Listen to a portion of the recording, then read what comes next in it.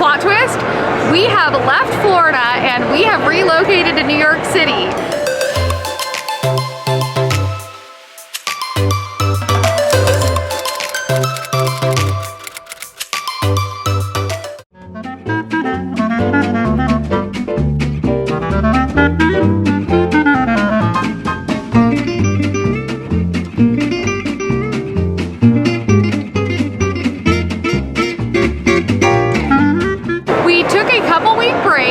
And behind us, we are now at Grand Central Station in New York. Yep. And why are we here? We are here because, plot twist, we have left Florida and we have relocated to New York City. So as you can imagine, we have been very, very busy in the past couple weeks moving and getting everything together, driving from Florida to New York. But now we're settled. We're settled, we're here, we're ready to go. So expect a lot more New York content. Yep. So hopefully you guys like New York content because you're gonna be getting a lot of it. And it's also a really great hub for us to do more of what we love, which is to travel. You know, we have 3 major airports here in New York. We're hoping to explore not only places that you can fly, but also some places in the Northeast. And what better place to start than a historic gem like Grand Central? Apparently they have a whole bunch of hidden things throughout Grand Central that we're gonna try to find today. Let's do it. Let's do it.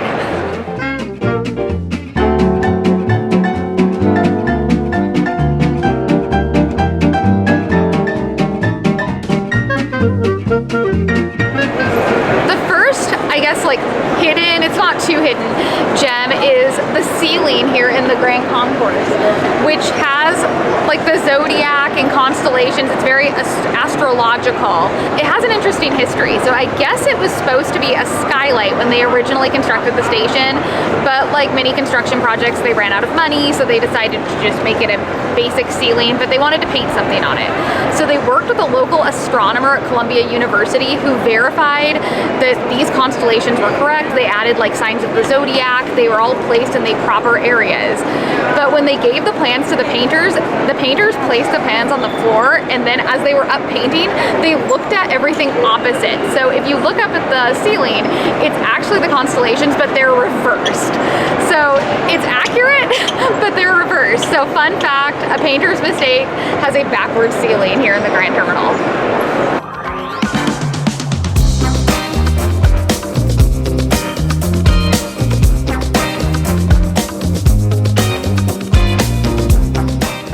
There are 2 iconic clocks in Grand Central. The first being this one that you've probably seen before behind me. It's made of brass and opal, and it's worth about $20 million. So when the Vanderbilt family helped build Grand Central Station, they made sure to also put their like brass acorn on top, which is I guess the family symbol. But my favorite thing is actually not even here, it's at SNL, where they recreated it on the current SNL set that they have.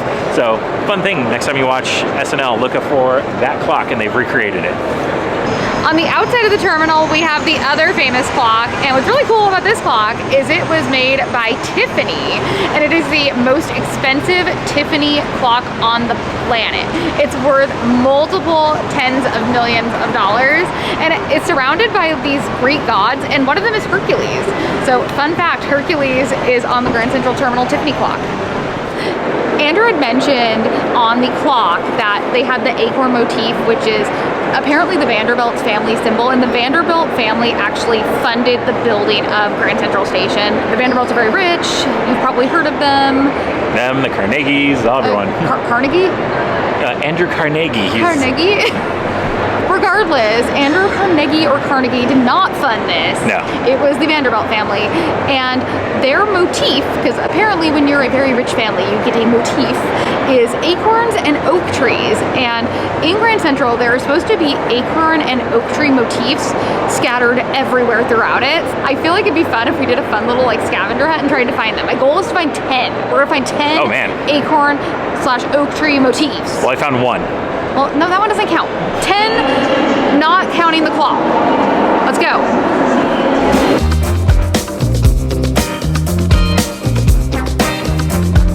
I think we found our first one, and there are many of them, but we have this whole corridor. There's actually 2 that kind of line both sides of the station, and the chandeliers are strangely acorn shaped. So I'm gonna say this is find number 1. We could can't say this is all 10 though, because I mean, there's probably 10 of these.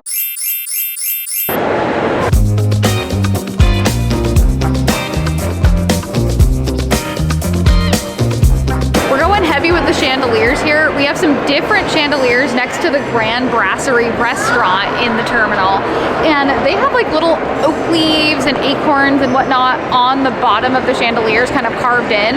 So the chandelier game of the acorn and oak tree is very heavy.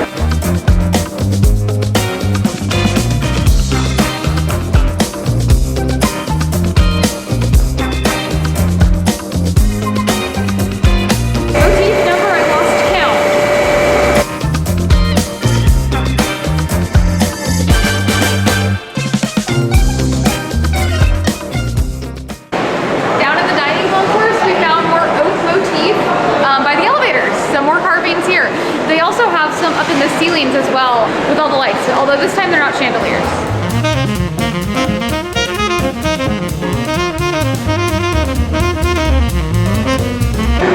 Can you hear me? Yes, I can. Oh man. Where are you?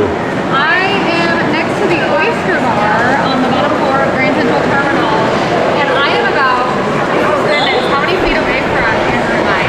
Oh, at least 50? At least 50 feet, and I can hear you. It's like very echoey, but they've created like a chamber. This is really neat. This is so cool. This is like physics here. I know.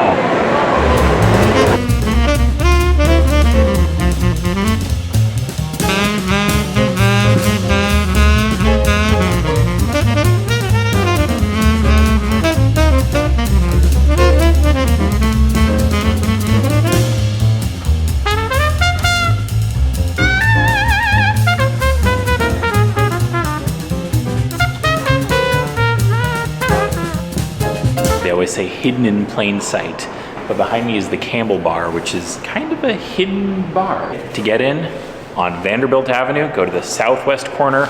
Under the awning, you'll see something for the Campbell Apartments. Come on in, and as you can see, there's no one around, but then you go up and there's a beautiful old school bar. So if you're looking for a drink and you don't want to go to the main ones in the dining hall or in the main concourse, slip outside and go up these stairs. Campbell Bar is waiting for you. Just up the stairs from the Campbell Bar, or up the elevators rather, we hear there is a hidden public tennis court called the Vanderbilt Tennis Club. So we're gonna go see if this is true. It's on the 4th floor, and you have to enter through the entrance next to the Campbell Bar. So let's check it out.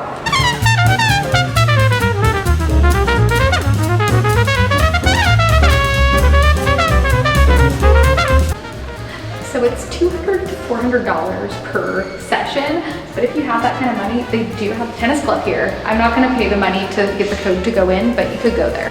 But how cool, I mean, it's an indoor tennis court in a train station, and I mean, the weather today is definitely meeting that, but like, look, you even have like the windows, like how cool, that's awesome.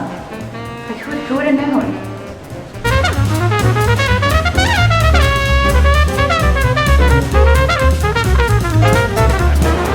And that's a wrap. We hope you enjoyed the tour of Grand Central Station as we were learning as well. Yeah, and thank you so much for watching our first official video as New York residents of New York City. I'm gonna jump in. I'm gonna correct myself. I said Grand Central Station, Grand Central Terminal. I'm used to Union Station in LA.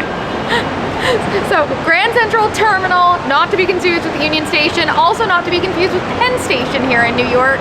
So if you guys like these type of videos, let us know in the comments. We'd be sure to happy to check out Penn Station and maybe even Union Station one day in the future. But it's not our first New York video. We did do the Ghirardelli one a few months back. We will link that one in the description if you like our New York content.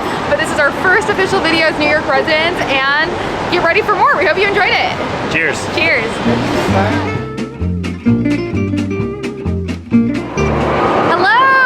Welcome back. Welcome back. We took a couple week break for the few of you who probably follow us, which is probably just my mom. Maybe I shouldn't say that. I should be more positive. Okay. The weather here in New York has been quite crazy lately, so it's... All luggage and parcels must be attended at all times. Any items left unattended will be removed by and subject to search by... Crazy angle coming at you. There's a bride over there. Hi. Hi. Hi, bride. There's actually lots of people doing photo shoots in here. There's a woman in a kimono as well. Fancy. Seems to be quite the place.